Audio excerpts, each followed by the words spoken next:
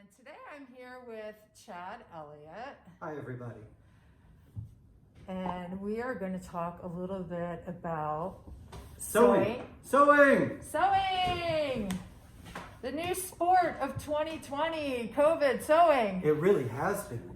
It really has been. I don't think I've seen this much interest in sewing in my adult lifetime. And Really? I just turned 46 this year, and I literally have not seen this much interest in what I do and what sewers do. I know, it's interesting that you say that because I had dropped off one of my machines at the Singer repair shop here in Chicago, and they had sewing machines lined up from the back all the way out the door. Yeah. So tell us what is, I know COVID and people being indoors more, are people coming back to sewing in your opinion because of why? So I've got a bunch of theories about that. My name's Tchad Eliot, and I've run Tchad, the studio in Chicago, for the past 20 years now. The past 15 of which have included sewing and design classes, pattern making classes, and things like that. I think that part of what we're seeing here is this return to sewing as something that you can do at home, but it also has the potential to be taken out into the world. So people are kind of seeing themselves in this position where they don't want to do something that's locked in forever. Mm-hmm. They're wanting to kind of work their way through projects while they're at home, while we're in social distancing, while we're under quarantine in some places. Yeah. And they want to then be able, once this is all over, to be able then to start taking that stuff out. And for me, one of the things that makes sewing really exciting for me as an artist and a designer and as a teacher is it's one of the few creative outlets that you can do for the satisfaction of the thing itself, but then you can also take it out into the world. And you can show people, oh, I made this, I did this dress, I did this. And it's a way of self-expression that things like painting or basket weaving or whatever aren't. Because you look kind of like a lunatic if you're walking around with your basket saying, look at how I express myself. Sure. But, well, and that's how I came to Tchad, because when I started Smokey Joe's Clothing, I wanted to seek out a professional who could give me some knowledge and instruction on garment construction, pattern making.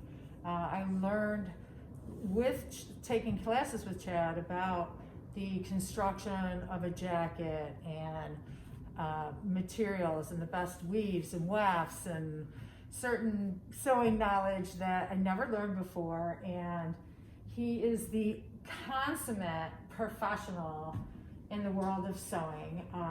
You've been sewing since you were a little boy. Tell us about how you got started and with your grandparents, and then I'm going to ask you a little bit about sustainability and how that is all playing into what happened today from your youth.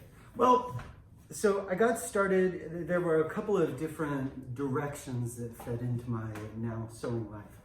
On one hand, my mother would always have me and my brothers involved with a lot of hand sewing and a lot of embroidery and just a lot of general decorative and embellishment kind of sewing.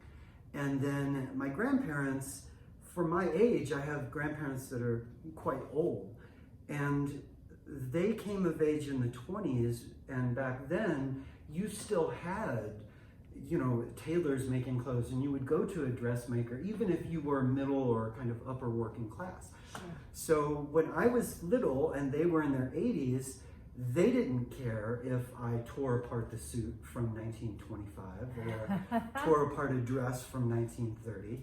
So when I was very little, I would deconstruct the pieces and reverse engineer how the patterns worked and what was going on in terms of the stitching and what was going on in terms of the So that makes you self-taught then, is that correct?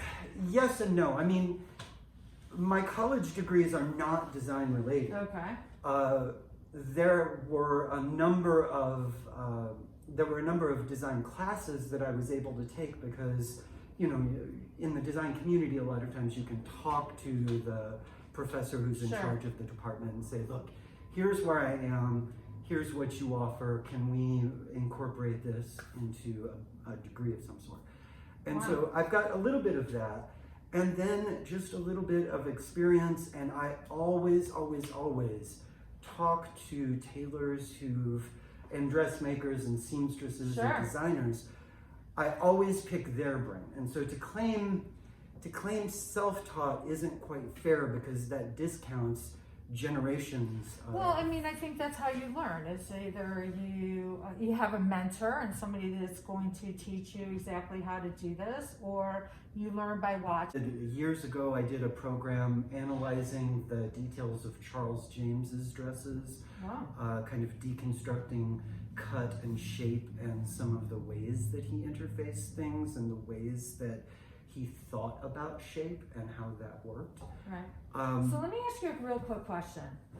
Because you talked about deconstruction, I seem to know that there's a movement coming along now. Maybe you can elaborate a little bit more for us on the younger generation, I'm going to say, is really into sustainability and going to secondhand or a thrift store, purchasing items and deconstructing them and adding their own style and technique to it. Do you see that as part of a movement that's coming along with sustainability, especially with what's going on in the world of fabrics and manufacturing?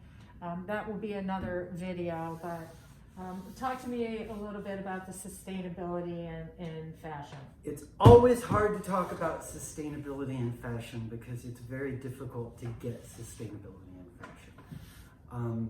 The process. That's true. I believe that wholeheartedly. I mean, you know, it's the same thing that you guys deal with in clothing construction at a factory level. Sure. There's always going to be massive amounts of waste. It's how does that get dealt with? Does it go to a landfill? Does it get shredded? Does it get recycled? Right. Can it be respun?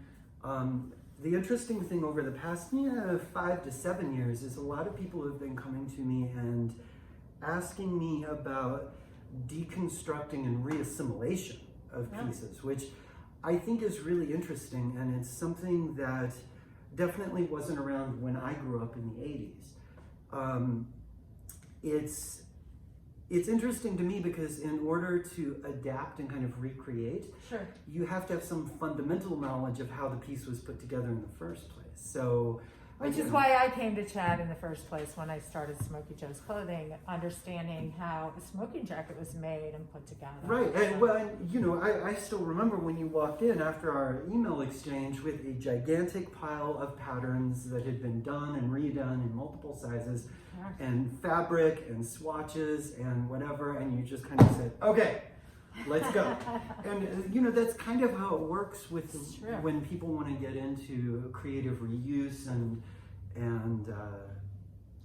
creative reuse, or even just being creative in general. Yeah. You know, so I think that has a lot to do with where you are today and the surge in interest. So I want to finish up here our conversation with Tchad and let you know that if you are interested in learning the fine art of sewing, there is nobody better than Tchad with a T, TCHAD.biz,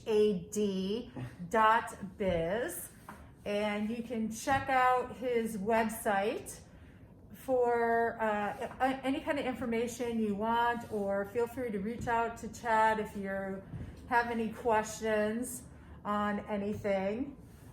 He is located in the uptown neighborhood of Chicago, and there's free parking out front, which is clutch when you live in the big city. It was a pleasure getting together with you again. I want to give you a big hug. But we can't. I know, it's so sad. And it's been such a joy knowing Tchad, creating with him, being in a studio with so many fabulous people, and learning the fine art of 21 is right around the corner. I mean, it is. So, with that being said, 2021. It's going to be a new year. And I look forward to seeing you back in the studio. Thanks.